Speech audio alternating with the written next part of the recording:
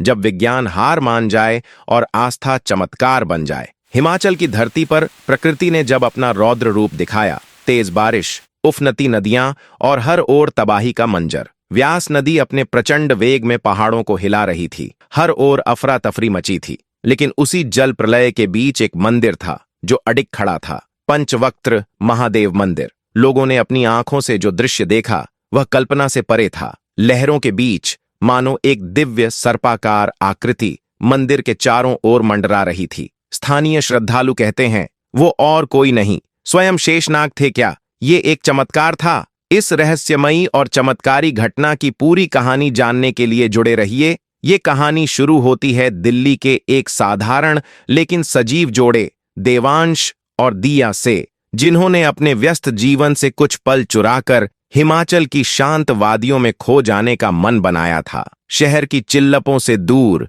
वे शांति की तलाश में निकल पड़े, नजारा देखने नहीं बल्कि प्रकृति को महसूस करने। कुछ घंटों की ड्राइव के बाद जब वे मंडी पहुंचे तो मानो किसी दूसरी दुनिया में आ गए हों।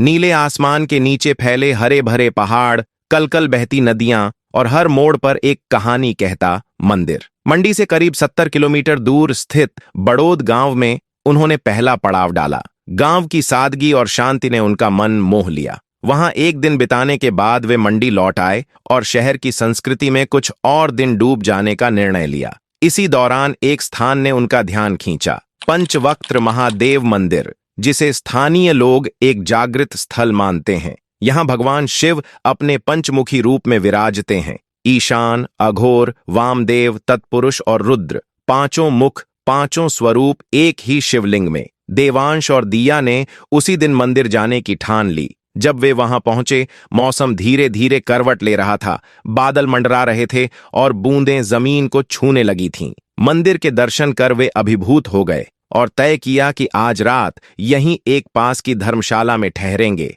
पर किसी ने नहीं सोचा था कि वही रात एक काल रात्रि बन जाएगी। मौसम ने जैसे अपना सारा गुस्सा उसी रात दिखा दिया। बादलों ने आसमान फाड़ दिया और व्यास नदी बेकाबू हो उठी। मंदिर के आसपास की जमीन पानी में डूबने लगी, बिजली कड़कने लगी और जल प्रलय का ऐसा दृश्य बना जो उन्होंने केवल कहानियों या फिल्मों में देखा था। धर्मशाला के भीतर देवांश और दिया एक दूसरे का हाथ पकड़े खिड़की से बाहर देख रहे थे, पर तब तक यह महज एक तूफान लगता था। लेकिन रात के किसी अंधेरे पहर नदी की बाढ़ का रौद्र रूप धर्मशाला तक पहुंच गया। कई लोग तेज धार में बह गए। देवांश और दिया ने पूरी ताकत से एक दूसरे का हाथ पकड़ा, परंतु लहरें मानो उनको अलग करने आई थीं। एक झटके में दोनों अलग हो गए और तेज बहाव उन्हें दो दिशाओं में बहा ले गया।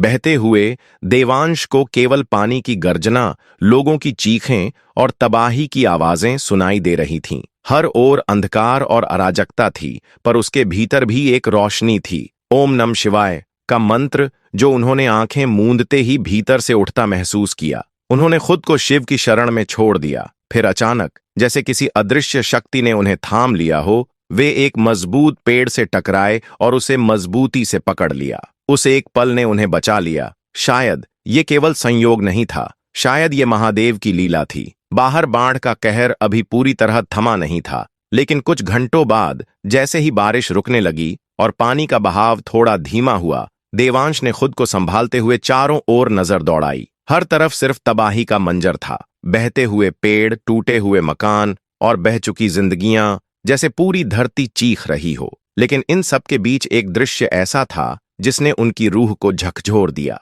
वह पंचवक्त्र महादेव का मंदिर न सिर्फ अपनी जगह मौजूद था, बल्कि ऐसा प्रतीत हो रहा था मानो किसी ने उसे छूने तक नहीं दिया हो। जहां सब कुछ बर्बाद हो चुका था, वहां वो मंदिर अडिग खड़ा था, जैसे समय और संकट दोनों को चुनौती दे रहा हो। देवांश के कदम खुद ब खुद मंदिर के पीछे की ओर बढ़े और तभी उन्होंने जो देखा वो उनके जीवन का सबसे अलौकिक अनुभव बन गया। एक क्षण के लिए उन्हें लगा जैसे मंदिर के चारों ओर कोई विशाल दिव्य छाया फैली हो। ध्यान से देखने पर प्रतीत हुआ जैसे स्वयं शेषनाग अपने फन फैलाकर मंदिर को ढक रहे हों। वो दृश्य कल्पना जैसा था, लेकिन देवांश के लिए वो कल्पना नहीं, साक्षात महादेव की लीला थी। मानो खुद देवता इस प्राचीन मंदिर की रक्षा करने उतरे हों। उस क्षण उन्होंने जाना कि आस्था सिर्फ भावना नहीं, एक अदृश्य शक्ति होती है जो समय आने पर प्रकट होती है। जब स्थिति थोड़ी सामान्य हुई, तो देवांश के मन में एक ही बात थी, दिया कहाँ है।